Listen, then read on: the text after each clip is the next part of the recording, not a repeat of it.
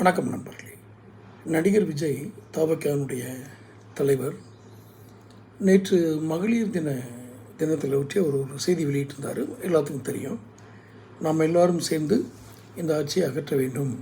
இது மகளிருக்கு பாதுகாப்பு இல்லாத ஒரு அரசாங்கம், நம்மை பாதுகாப்பதில்லை, சட்டம் ஒழுங்கு சரியில்லை என்று அவர் ஒரு விரிவான அறிக்கை வெளியிட்டிருந்தார்.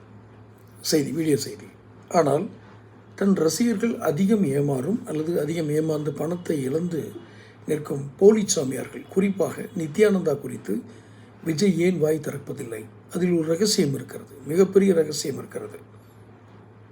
அவர் வாய் திறந்து பேச சொல்லுங்க பார்ப்போம். இந்த வீடியோ பார்க்குற தவகனுடைய நிர்வாகிகளோ இல்லை ரசிகர்களோ விஜய்க்கு இந்த வீடியோ அனுப்பி, நீங்கள் ஏன் போலி சாமியார்களை குறித்து பேசுவதில்லை, குறிப்பாக நித்யானந்தா குறித்து? காரணம், இந்த அரசு பாதுகாப்பு கொடுக்க தவறுகிறது என்று கூறுகிற அதே நேரத்தில் மிக வெளிப்படையாக தெரிகிற போலி சாமியார்களை, ஆன்மீகம் என்ற பெயரில் ஏமாற்றிக் கொண்டிருப்பவர்களை ஏன் பேசுவதில்லை?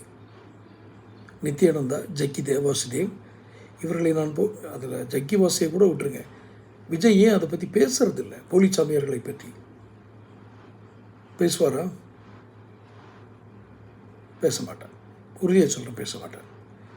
அதுக்கு என்ன காரணங்கிறத நான் தொடர்ந்து அடுத்த வீடியோவில் வெளியிடுறேன். நீங்கள் முதல்ல இந்த வீடியோவை அவருடைய கவனத்திற்கு கொண்டு போய் கேட்டு பாருங்கள். நீ சாமியார்களை பற்றி, போலி சாமியார்களோ இதை பற்றி பேசி பாருங்கள். குறிப்பாக நித்யானந்தா, ஜக்கி வாசு ரெண்டு பேரையும் குறித்து பேச சொல்லுங்கள். அதுக்கப்புறம் அவர் பேசிட்டாருன்னா நான் இந்த பொது மன்னிப்பு கூட இதே மாதிரி வீடியோலாம் கேட்டுக்கிறேன். நான் விஜய் பற்றி தப்பாக சொல்லிட்டேன் அப்படின்லாம் கிடையாதுன்னு சொல்லிடுறேன். இப்போ கூட நான் தப்பாக எதுவும் சொல்லலை.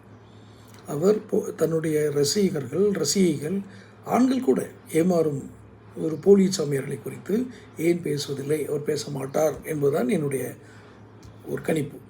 தொடர்ந்து சேனல் பாருங்கள், சப்ஸ்கிரைப் பண்ணுங்கள், நோட்டிஃபிகேஷன் பில் பதிவு பண்ணுங்கள். அப்போ தான் உங்களுக்கு பதிவுகள் வந்து சேரும். இதை பிடிச்சிருந்தால் லைக் பண்ணி ஷேர் பண்ணுங்கள். நன்றி.